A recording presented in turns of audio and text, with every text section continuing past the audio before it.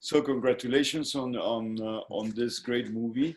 My first question is: do you think Shane had the life he had because he felt that the paradise in which, I mean, I thought that his life as a child was kind of like a very kind of like in the paradise.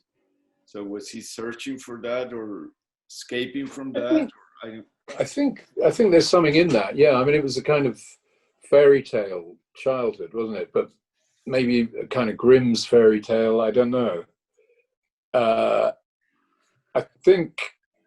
Do you think? I think every great creative person has the ability to create myths about themselves as well. And I think Shane's persona and his journey is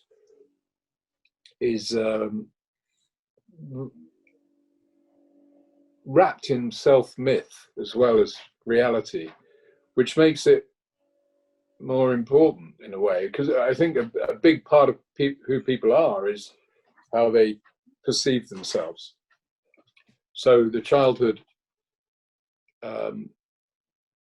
is a huge part of who Shane is. And I like the idea that it kind of mixes into almost the old stories of Ireland, the old Irish myths and legends. It's kind of woven in and out of that.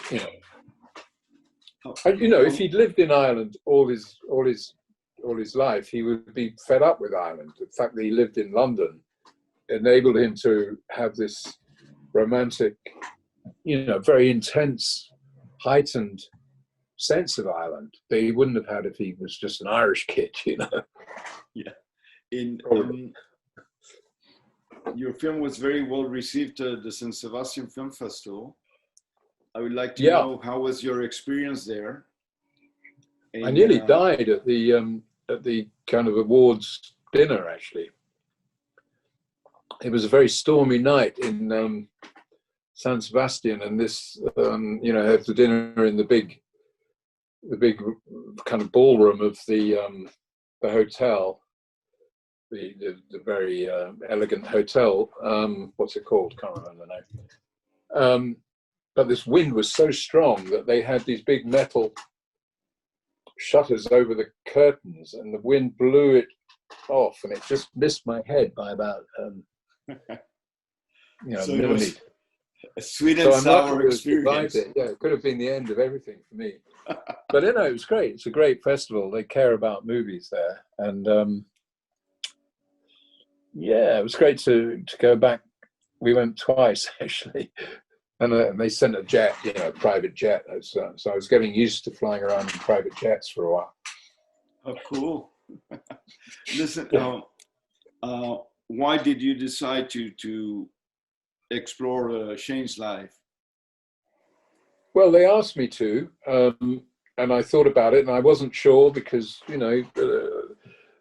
there's a reputation that goes with Shane that is he's not the easiest guy to interview or to do things about. So I wasn't sure initially. I'd known him back in the punk days. I'd always admired him, but I wasn't sure that I want to put myself through a process that could be, potentially, the sense you might not finish it, or there might be issues. But when Johnny Depp got involved, I thought, okay, there's something.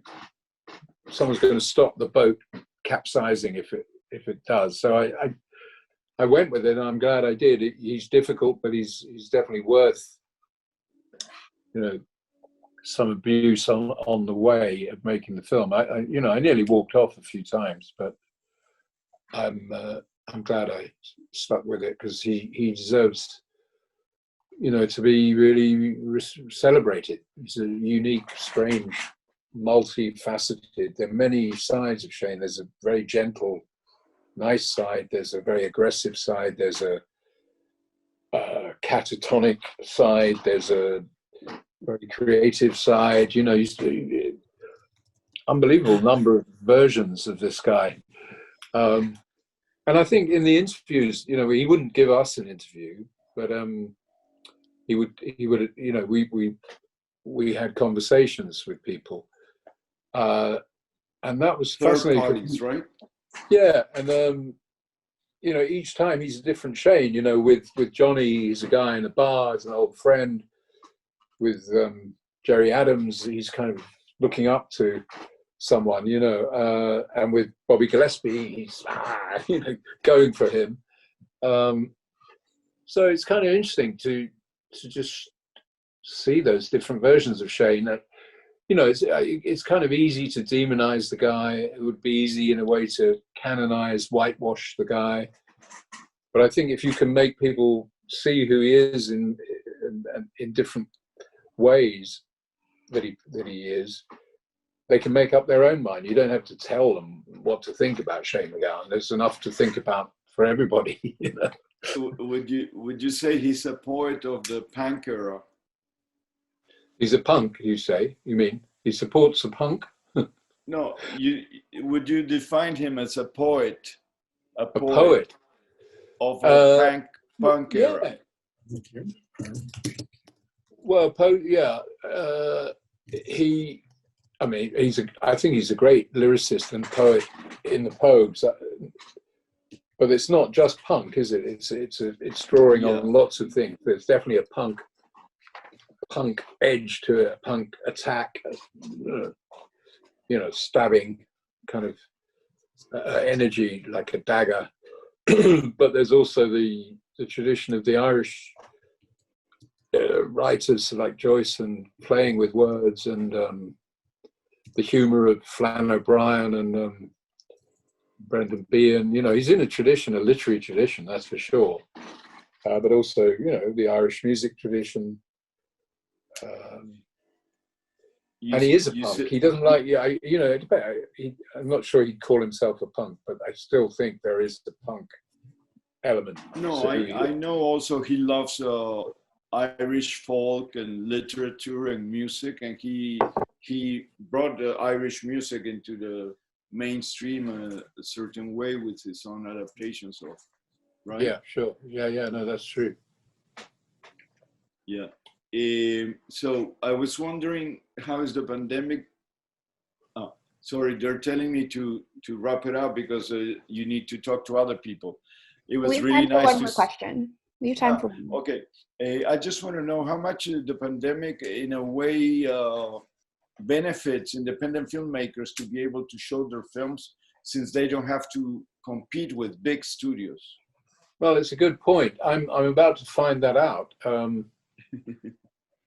because we're releasing this film, you know, next week. I'm not sure, soon. Soon. And in Ireland, the cinemas will be open, and if anywhere this film has a good chance, it's in Ireland. In England, you know, we messed up the pandemic here, so all our cinemas are going to be closed. In America, some are open, but some are closed. So it'd be interesting to see how it works. I think there is a sense that there aren't these big blockbusters, so independent films may have a chance, you know, more. But you know, it is also going to be obviously on streaming services, and people will see it at home because they can't go to the cinema, which is a shame in a way. I wanted all the audience singing along at the end. You know, I was going to do a karaoke version of A Pair of Brown Eyes, so it was all about the audience singing it, but that ain't going to happen. So it's probably bad and good at the same time.